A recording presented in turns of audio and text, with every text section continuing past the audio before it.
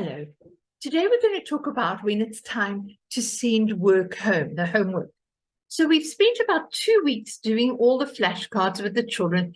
They're quite confident with them. Remember, right at the beginning of the series, I did say, let's try to get the children confident and competent so that at home it's just reinforcement. Okay, so now it's time to send those words that the children have learned. We've talked about the words at the beginning of the book. What's very nice about this new edition are the words at the beginning. If you have still got the old edition, the words are at the back of your book. But don't be fooled because these books are slightly different. So it'd be great if you could get the new ones. Now, on the site, sunriseliteracy.com, you will go into an area called resources, look for book 1, and if you scroll down, you will find a link for the words that you need. Now, we've talked about this. We've done the big words, and I've shown you the square words. And then there's sheets of these words. Now, what I didn't realize, and what I'd like to say to you, is that each sheet is a different link. You don't get all of them on one link. So you press on there, save it, download it, save it, go back, and get all of them. I think there's 3 sheets in all. So don't be frustrated or confused by that. Failing that, a lot of people will just type it up on their own computer and will distribute it that way. The other thing is you can write it if you want to, but it's not always the neatest, is it? So let's move on from that. We've got our papers prepared. What else do we need to prepare? Now, I always prepare this before school starts because it gives me a chance to go through the children's names. You know how we make name tags and we make chair, desk names and all of those things.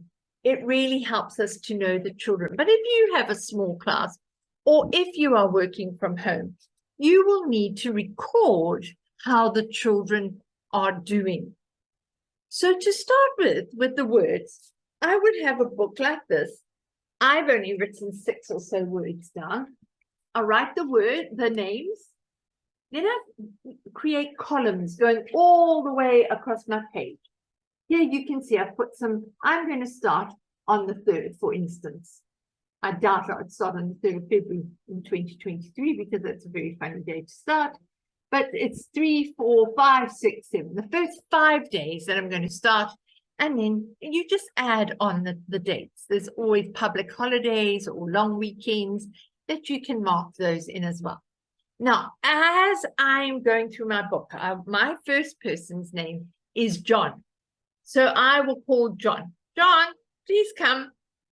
And then I must have either from the parents or the school provides or you, a little soap box.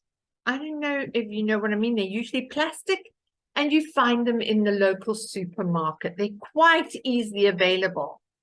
They're quite chunky and they do fall apart. So maybe a piece of elastic. You can also just use medicine boxes. Now, if you're a teacher in an under-resourced area, you start thinking about this long before the term starts, because I'm hoping that you wouldn't go through 35 packets of Brufen before school starts. And you ask the parents as well. But the ideal thing are the little soap boxes.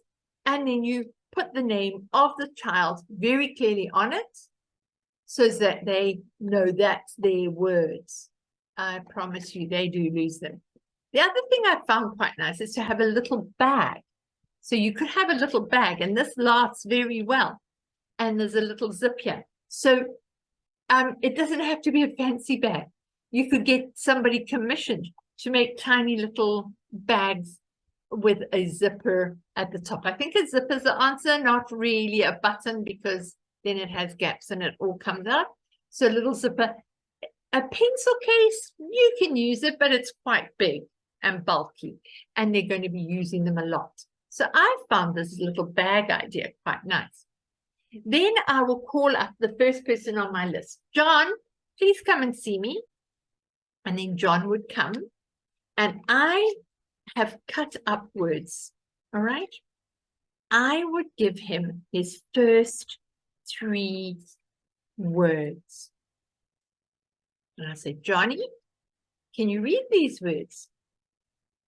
David. Yes, let's say 3 times. David, David, David. Very good. Fine, fine, fine. Very good. And yes, very good. If they make it a little bit funny or the accent isn't really clear, then just say it for them, because the more times they hear it correctly, the more time chance there is of learning it. Then pop it into the little container, whatever you've chosen. What I do suggest is you do need a name. Okay, use a mighty marker, a permanent marker, so that it can stay for a long time. I found that if I put a sticker, the kids seem to pick the sticker off. So put the name on, close it up and say, I want you to take this home and tell your mom and dad that you're going to start reading now, and practice every single day. You just take them out, go, fine, fine, fine, Jenny, David, David, and they go, ah, what a good boy you are. Now, as he goes, I'll grab my pen. I will just tick that I did his words, and so on, going down the page for each child. The first day is quite long. It would be great if you could get a teacher's aide or a parent. Whenever you get parents in, ask them to arrive about 10 minutes before you need them, so that you can explain what to do. All right, that's quite important. Otherwise they do it wrongly, and you may as well not have their help. All right, so now what am I going to do with their paper? I have put his name on, so I'm working with John right now. I put his name on the big sheet, and then there's several options that I could use. I also, in my book, let me just show you. In my book, I do like cutaways. John, Pedro, Stevie, okay? And it means that I can easily find who I'm working with. I then get a big ruler and do columns. And we'll come back to this page when we start our reading books. But what you can do, because if you have too much stuff on your desk, it gets a little bit woolly. But what you can do is just store this in the John page. But it will mean that your book always has to remain flat, because you can see they would fall out very easily. So that's one way, and I find that the easiest, because we've got to keep moving. You could use a paper clip for each child to hold it in place. Another idea would be to have things in a file. So even with their names and their register, you could use an Excel sheet with columns and then just tick it on that if you're computer savvy. Not all of us have computers, and we have all no energy at the moment in Africa. We've got a huge energy crisis. And so you could also keep it in these little pouches that already have the punched holes in a file. On each one, write the name of the child who's going to be using it. Okay, and then you just have a reading file with maybe your book could go in the file, and it's all together. I have to say, I find it easier to keep it together. I have tried other things, and I find my desk is quite full by the end of the day. Another idea is to have one of these concertina files. So every child has their own pouch. Now, that's quite a good thing if you are prepping ahead of time. So in my first term, I'm hoping to get through all the words for book 3. So I'll have my book 1 words, book 2 words, book 3 words. I'll have them printed and I'll put them all in here.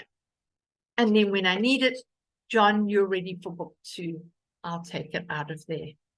Remember to write the name on the paper, because it could blow away. At the moment, as I speak, mine just got blown away by the fan and is out of reach. And then at the end of the day, you go, oh my goodness, whose words are these? Because the children don't always have the same number of words. On the second day, they come back and you're going down your register and you say, hello, John, it's your turn for reading again. Please bring your words. And so he comes with his little books. I usually ask them to have them out of their bags in the morning, either in a little cubby hole area or a chair bag, so that I'm not waiting 10 minutes while they go to the backpack and have a drink of water and forget what they're there for. So bring your words, please. And then he comes and we open it together and we do his words. Let's go. Can you just show me what you did? Fine. David. Oh, well done, John. You're doing such a great job. So today I'm going to give you some more words. And I will give him 3 more words. Okay. Now, if he didn't really know those well, you know that when we were the previous 2 weeks, we've been watching them learn, and you can see those children who aren't really getting the idea yet. Slow it down, and just give them 1 more word. Don't stop giving them words, because it might just be a tricky word that they can't do. Maybe find is a hard word for some children because it's a little bit abstract. So then after that, again, go through the new words with you. Remember what we're saying is we're trying not to make them have to struggle when they get home, because when they get home, they want their mummies and daddies to be happy with them. And I know some mummies and daddies get really angry if the child doesn't know, and that's very sad. That's not what we're wanting, is it? So just, and then pop it back in the bag, stick in your book you've seen, John, off you go. It can get quite laborious, and as the children get older, you will learn to do 2 at a time with their words, because you eventually know the words very, very well, and you can multitask. So I think that is the first stage of homework. I send 3 words, if it's possible, every day. I got into the habit of not doing it on a Friday. Fridays sometimes are quite frenetic in the class. You have your arts and craft. Maybe it's a slightly shorter day. You usually have school assembly at the time when you are meant to be doing your reading. Often there's tests going on, and it is a little bit jumbly sometimes on a Friday. So I wouldn't have had time to check everybody in the class. If you have a small class, obviously it's easy. So I would think, okay, Friday, let's give them a break for the weekend. But the parents said to me, actually, the weekend's the time we like to work with them. So I would send it home on a Friday, even if you haven't given new words, so that they're practicing. Quite important is to keep the parents informed. There are parents who never read your letters, never read your WhatsApp, never read an email. I don't know how to cope with that, but you will become aware of that, and you'll have to explain very nicely to the child how he can manage. I used to fight that and feel very frustrated with the parents, but now I feel like let's just give the children coping mechanisms that they can cope in their situation. So I hope that was useful. That's going to go on for about 2 weeks. After a couple of days, the words will begin to make sense. So you could go, Jenny, find David. David, find Jenny. Come and find Tatenda. And you encourage the children to make words at home. They can even start writing them down if they want to. A lot of children love that. If they've got a big brother or a big sister, when it's homework time, they can organize their little strips, and then they can write it down to show you what they've done. That is, they've already done it in class, so it doesn't take a lot of explaining. You just say what they can do. So I hope this is helpful. Phase 2, and we're ready to rumble. The next session, I'm going to tell you how we introduce the book for homework. See you then.